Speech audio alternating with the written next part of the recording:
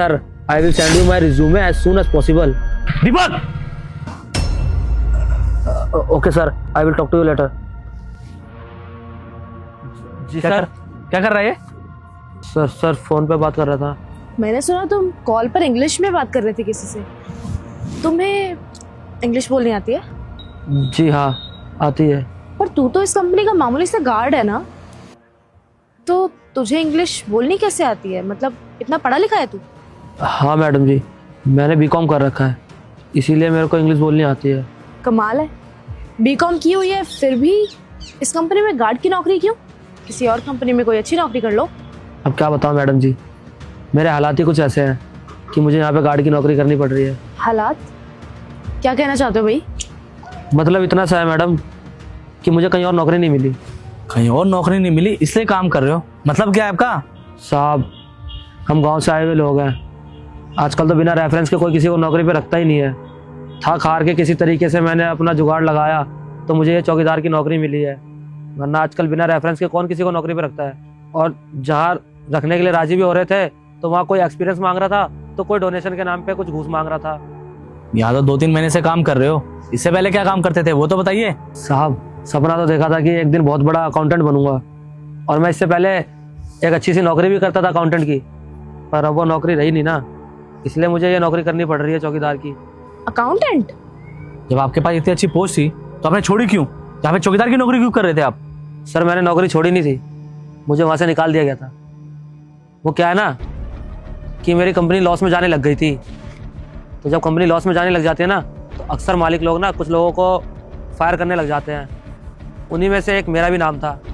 मेरे को भी कंपनी से निकाल दिया गया. उसके बाद मुझे कहीं इधर उधर नौकरी मिल ही नहीं रही थी. अब घर चलाना है, पेट पालना है, तो कुछ ना कुछ तो काम करना ही पड़ेगा ना. तब तक मैंने सोचा कि चौकीदार की नौकरी कर लूँ. जैसे ही कोई अच्छा ऑफर आएगा तो फिर मैं चला जाऊँगा नौकरी करने अच्छी. अरे तो दुनिया में नौकरी कमी है क्या? वहां नहीं मिली तो कहीं और जाकर ट्राई करते. अरे कोई ना कोई कंपनी तो होती जो आपको नौकरी दे देती. पर चौकीदार बनके क्या कर रहे हो आप? अपनी काबिलियत को बर्बाद कर रहे हो और कुछ नहीं. आपको क्या लगता है सर, मैंने ट्राई नहीं किया होगा? जहाँ भी जाता था वैकेंसी फुल है.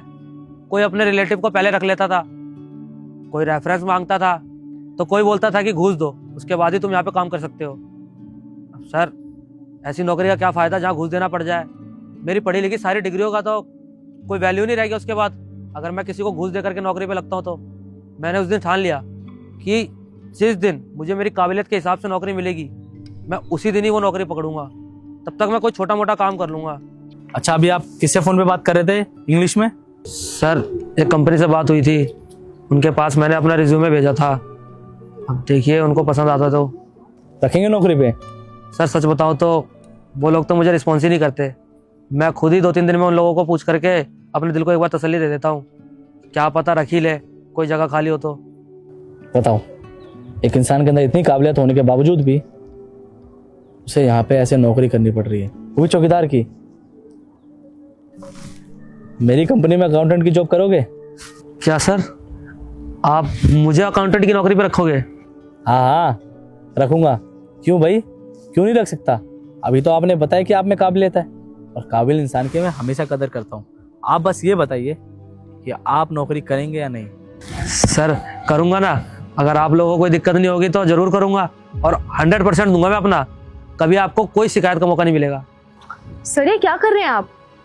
उन्होंने बोला कि वो पढ़े लिखे हैं, अकाउंटेंट की जॉब कर चुके हैं, और ये सुनकर आप इसे नौकरी भी दे रहे हैं.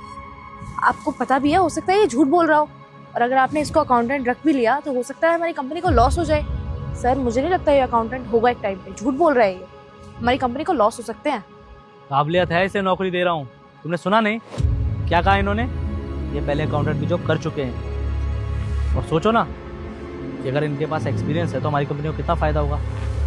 अरे आज के समय में आधे से ज़्यादा लोग सिर्फ इसलिए नौकरी नहीं पा पा रहे क्योंकि करप्शन बढ़ता जा रहा है. हर जगह घूस देने की जरूरत पड़ रही है. लोग अपने ही लोगों को नौकरी दे रहे हैं. मैं भी इन सब चीज़ों से सफ़र कर चुका हूँ. मुझे भी बहुत मुश्किल से नौकरी मिली थी. तब काबिल हो के अपना काम करके मैं आज इतनी बड़ी कंपनी का मालिक बना हूँ. और आज जब मुझे मेरे जैसे इंसान का मौका मिल रहा है मदद करने का, तो मैं पीछे क्यों हटूँ? लेकिन मैं इतना भी बेवकूफ़ नहीं हूँ जो अपनी कंपनी को इतनी बड़ी मुसीबत में डाल दूँ. पहले मैं इंटरव्यू लूँगा. अगर इंटरव्यू में पास होते हैं तो ही नौकरी मिलेगी, पर अगर मैं इनको एक मौका ना दूँ तो ये मेरी जिंदगी की सबसे बड़ी गलती होगी, क्योंकि मैं एक काबिल इंसान को गलत करने में मजबूर कर रहा हूँ। ये चौकीदार की नौकरी तो कोई भी कर सकता है, पढ़ा लिखा हो या ना हो कोई फर्क नहीं पड़ता, लेकिन अकाउंटेंट हर कोई नहीं बन सकता। यहाँ खड़े होकर ये अपनी काबिलियत को बर्बाद करेंगे बस, और ये मैं नहीं होने दूंगा। देखो दीपक, कल तुम्हारा इंटरव्यू होगा, और अगर तुम पास होते हो ना तो तुम्हारी अकाउंटेंट की जॉब पक्की। Thank you so much sir, आपने मेरी मजबूरी को समझा, लेकिन आप अपने उसूलों के भी साथ हैं। आप मेरा इंटरव्यू लेंगे, ये बात मुझे बहुत अच्छी लगी।